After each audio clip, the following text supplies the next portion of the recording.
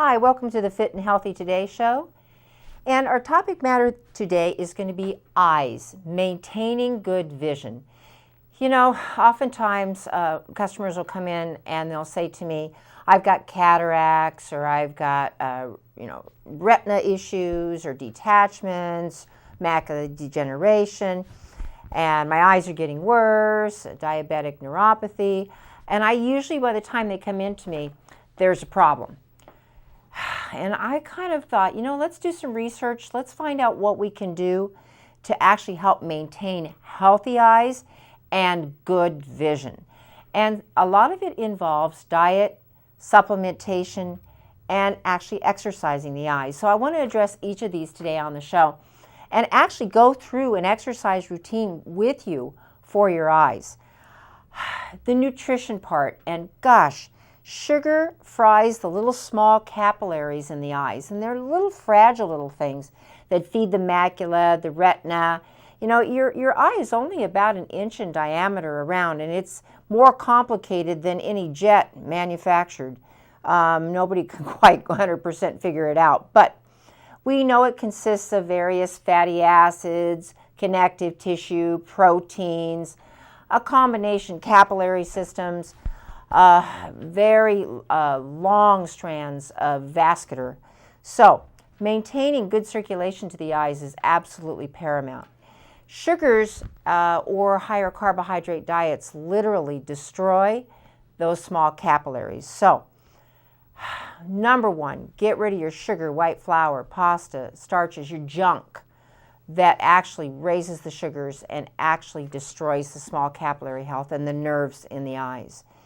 Now, nutrition for the eyes involves a broad spectrum of colors. So eating your organic fruits and vegetables. Now remember, pesticides actually damage the arterial walls of the body. Anything that's oxidative or free radical releasing by its nature damages the vascular system. So it's very important that you get a variety of colors. So particularly the orange, yellow, red spectrum, but you need the greens and you need the purples. So a full spectrum of the various colors is very, very important.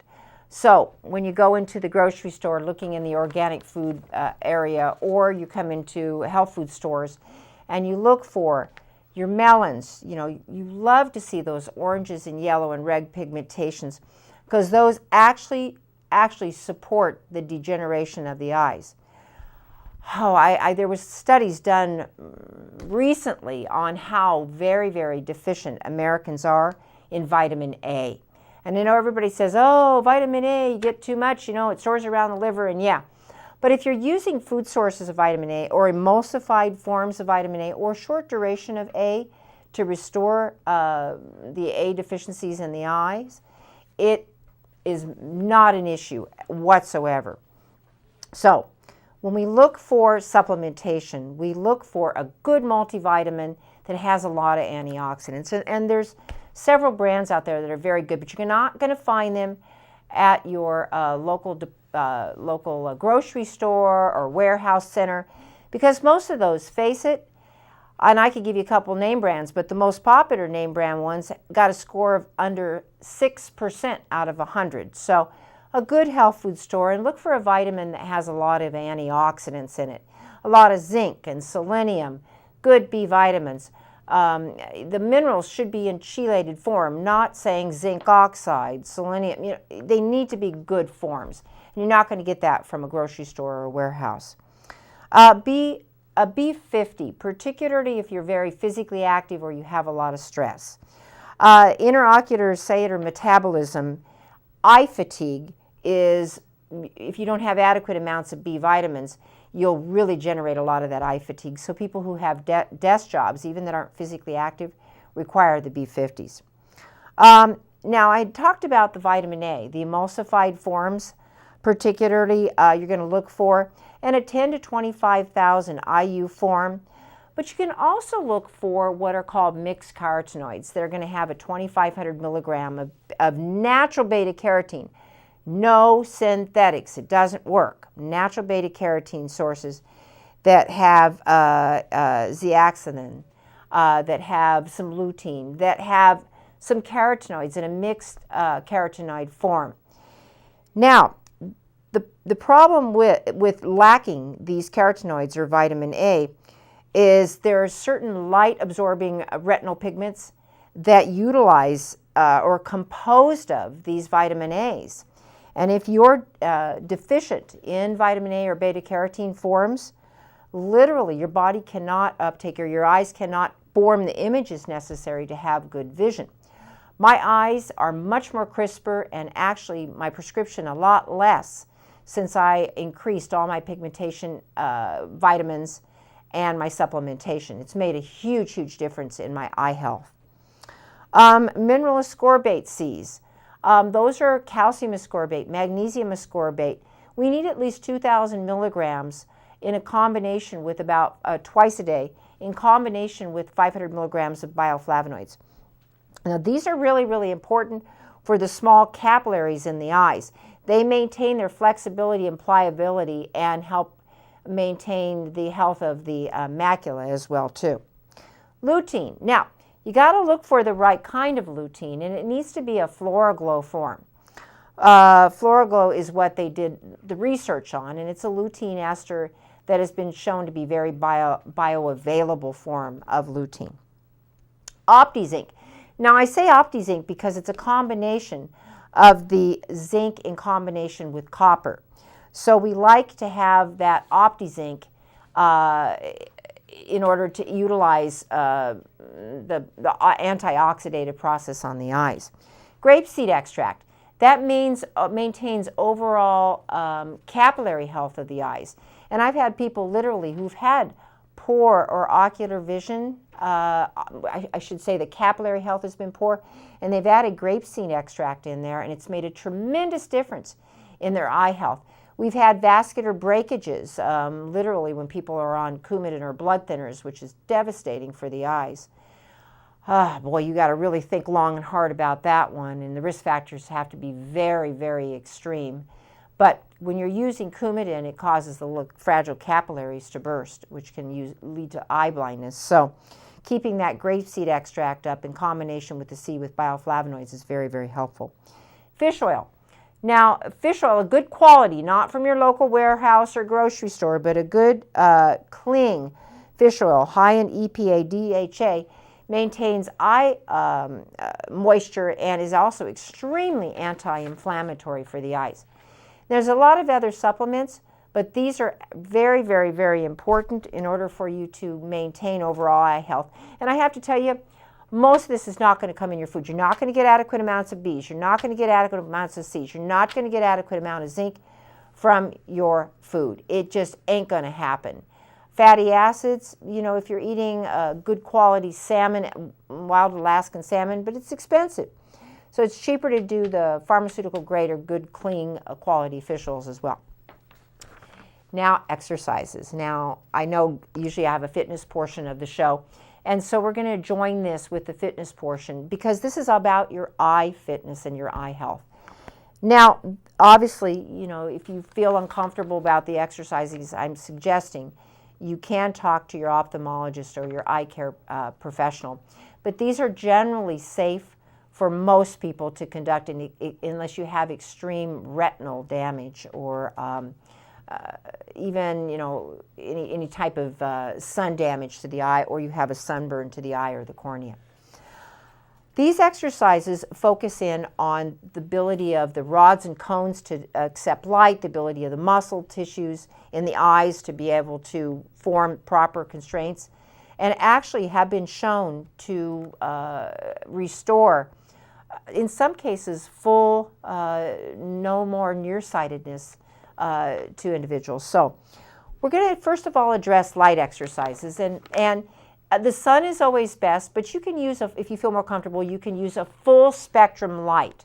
You know, the full spectrum lighting has actually been shown to really aid and abet the learning process. If you're in these kind of red lights, in fluorescent lights in a classroom, the studies have supported that the learning is not as good as it is with full spectrum lighting in the classrooms. Every classroom should have it. But you can take a full spectrum light, broad spectrum, or the sun, and what you do is you close your eyes and you look in the direction of that full spectrum lighting, be it the sun or whatever. Now, mind you, the eyes are closed. You should never open your eyes and look at the sun. Ever, ever, ever. You can burn your eyes out. But you're going to do 15 seconds towards the sun, and then you're going to look away, keeping the eyes closed, and you're going to pay attention to the different kinds of colors that you see with the eyes. Then you look back again, once again, to the lighting source. And so the camera angle is looking at me because it really, really will help. Right now we don't probably want to focus on the written material. And you're going to want to look at again 15 seconds and then look away. Again, keeping the eyes closed. But I want you to notice the different types of color formations. This is actually going to stimulate the eyes and their ability to be able to form or see colors. Second part of this exercise, you close your eyes again. You look towards the full spectrum lighting. Again, for 15 seconds, look away. And while you're looking away, you actually massage gently in the eyelids, the eyes, just very ever so gently. Okay. And then you go look back, eyes still closed, back 15 seconds. And then once again, away from the light, and you're going to massage the eyes. Okay. We're just trying to get good circulation and the ability to see color with the eyes. Okay. That definitely can help the rods and cones and stimulation with the supplementation and the diet that I mentioned to help you be able to differentiate color. I've had people who have chronic headaches because they've been so carotenoid deficient that their rods and cones couldn't accept or retrieve light, or they had to wear sunglasses all the time or wanted to be in the dark all the time. Because bottom line, they were so carotenoid deficient in their diet and they lacked that light stimulation because they were wearing their sunglasses all the time, that they had to be in the dark or they get chronic headaches. So this type of exercise in combination with keeping your B vitamins up, magnesium also is a supplement that can help with vasal relaxation for headaches. But these types of exercises can help rod and cone stimulation. The lens of the eyes. Now, you know, we hear a lot about cataracts and all that, and that's because of a lot of infrared types of lighting that hits the eyes and the lack of antioxidants to protect the lens tissues of the eyes. So, you know, cataracts are not just formed by the sun or by UVA, UVB, but they're formed by lack of nutrients. So, I'd like to work on the lens of the eye and give you some exercises regarding that as well too. So, when you're doing this exercise or any of these exercises, I would like you to take off your contacts and your glasses, and you should always do that. Now, getting in the outside, what you're going to want to do about 20 times is you're going to look at something close, and then you're going to look at something distant. Look at something close, look at something distant. So what we're trying to do is we're trying to give your lens tissue some practice at looking at something close and looking far. Looking close and looking far. So it shows that people who work indoors all the time or do a lot of close work will oftentimes end up very nearsighted. And I know it happened to me in the 4th grade, all the close schoolwork, it made me nearsighted. So I've been working on my vision from a far away perspective as well too. Second exercise regarding lens exercises is you're going to look at a far, far distance away and try and focus as much as you can to see that farthest peak, farthest whatever. And then you're going to turn around, and you can do this on a day-to-day basis. You can set something like this type of reading type material, and you're going to set it at a distance comfortable to read. And every day you're going to step further and further away from it. So hopefully that way you're able to see it. Then, third one on this one is you're going to bring it up close or something close, and you're going to learn to be able to focalize on a close. So a lot of my far-sighted seniors that are having issues, that far and then that distance of being able to read far, far away and then bringing it up close and being able to read, it exercises the lens tissues. Last exercise, and this works the interocular muscles. Now, we look at different angles. It's kind of funny, and we'll talk more about this in another show, when you watch people talk, you'll oftentimes notice they'll look at one direction or they'll look at another direction, or when they're trying to create something, they'll look down, or they're trying to gather memory and they're going to look up to the right or left hand corner to try and pull something out of their brain. Your eyes and the directions in which you look and the muscles and the ability to see that actually affect your brain. So what I'd like to do is I'd like to run you through the quick exercises for working these interocular muscles. So if you can sit comfortably, I'd like you to look up. And now we're going to go at a much faster pace here, but you would hold them for about 15 seconds, looking up, and then you would look down, off to the right, off to the left. Now mind you, you're going to be holding these for about 15 seconds, up to the upper right-hand corner, northeast, and looking down, lower right-hand corner, looking up, left-hand corner, and looking down, left-hand corner. And then I'd like you to take your finger in front of you, and you're going to bring it into your nose, and I want you to follow your finger until it's at the tip of your nose, and you're going to look at your tip of your nose. And then relax it back to normal. The last exercise, I want you to think in terms of right in the middle of your brain, right in the middle, right between your eyes, and I want you to think about looking at that middle, right between your eyes.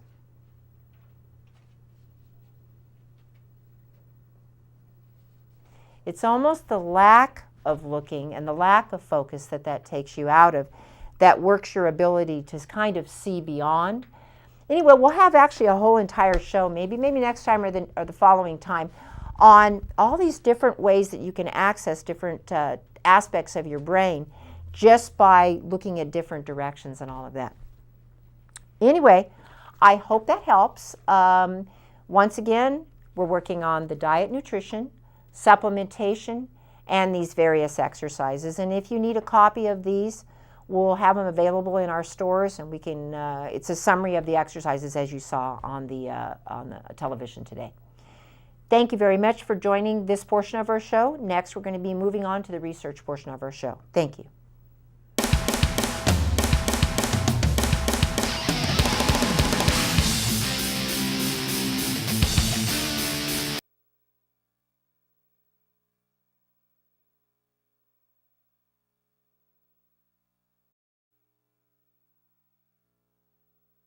Research portion of our show, and with us today is Ralph Turchiano. And thank you for that intro. Now, what appears to be almost like a chapter of an old spy movie, or potential terrorist movie, I should say, it comes down to what's called Legionella bacteria. Now, what happened in an article published in the Advanced Society of Microbiology this May 2014, they were trying to figure out why people were getting Legionnaire's disease when it came to associating with motor vehicles or motor vehicle transportation. And what they did is they tried to figure out why it had such a high occurrence. Well, what they discovered was quite amazing. And this was an unusual way of Legionella bacteria to be spread from person to person. Now, normally, Legionella bacteria cannot be spread from person to person per se, but it can be spread through a certain medium. Now, Legionella bacteria, often you'll find in cooling ducts and things like that, air conditioning units, the whole lineup. But you would never guess where it is. In a high proportion, windshield wiper fluid. Now, if you think about it, what happens is windshield wiper fluid, it aerosolizes the Legionella bacteria. Now, what researchers from the Advanced Society of Microbiology put in publication was this. They discovered that Legionella bacteria, when in windshield wiper fluid, now remember, this could be almost any cleaning fluid, will actually grow and become stronger over at least a 14-month period of time. And every time you go to hit that window cleaning and you aerosolize that windshield wiper fluid, you actually cause the Legionella bacteria to become aerosolized and therefore spread. Hence, that was the connection that epidemiologists found when they looked at why people were getting so sick with Legionella bacteria in regards to motor vehicles. Now, what they did is to take it one step further. They actually looked at school buses in a school district in Arizona. And guess what percentage of those school buses' windshield wiper fluid was actually infected with Legionella bacteria? 5%, 10%, 20%? Of the school buses tested, 75% of them were infected with Legionella bacteria. So, Legionella bacteria does not only just cause Legionnaires or pneumonia in people which are susceptible, it also causes something called Pontiac fever, which is like a mild case of the flu. And since it cannot be spread from person to person via contact and things like that, it does spread very well in these aerosolized forms of wiper fluid. So if you have a person susceptible to this, it may be one thing that you may want to stay away from because, again, researchers are discovering a lot of these viruses or bacteria are spreading in ways that we never comprehended before, and this is one of them.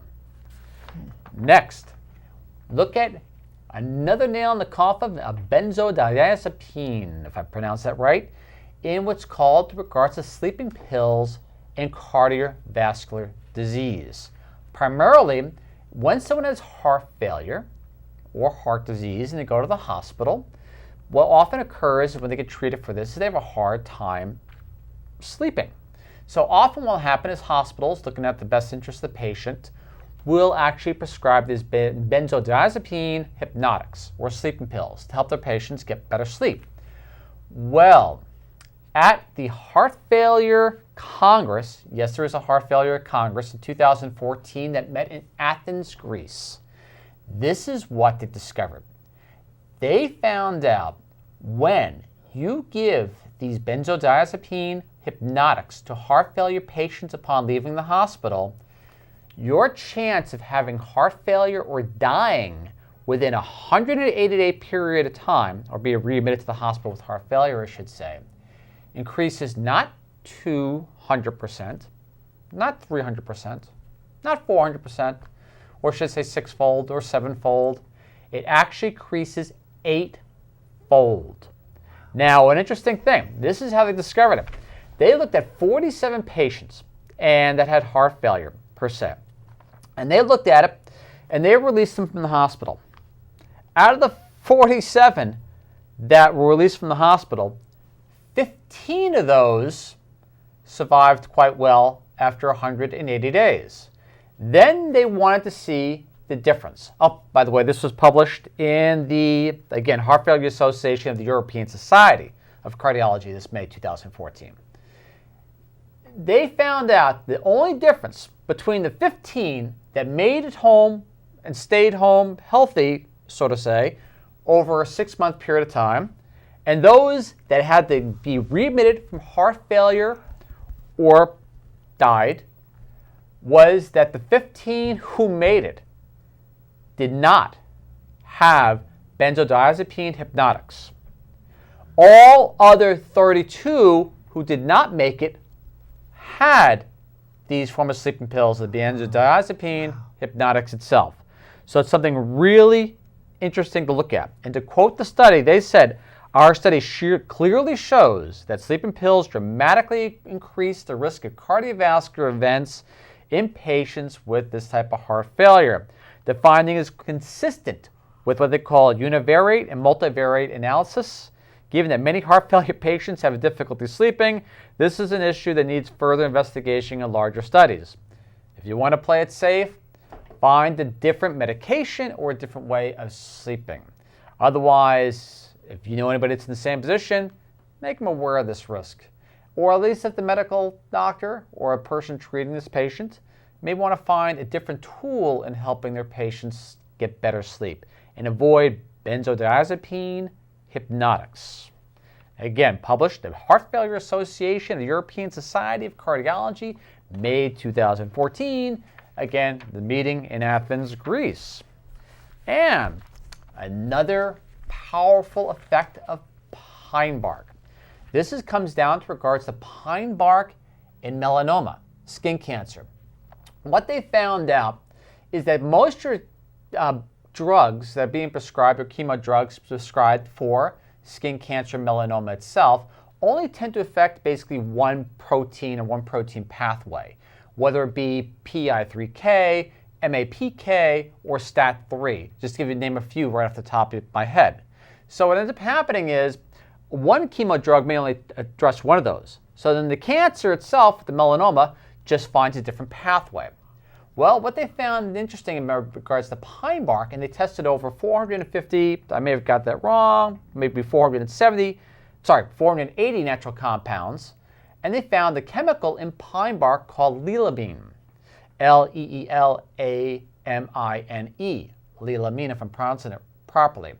What they found out with leelamine, it one-upped, actually more than one-upped, at least 3 or 4 or 5-upped the current chemo drugs for melanoma.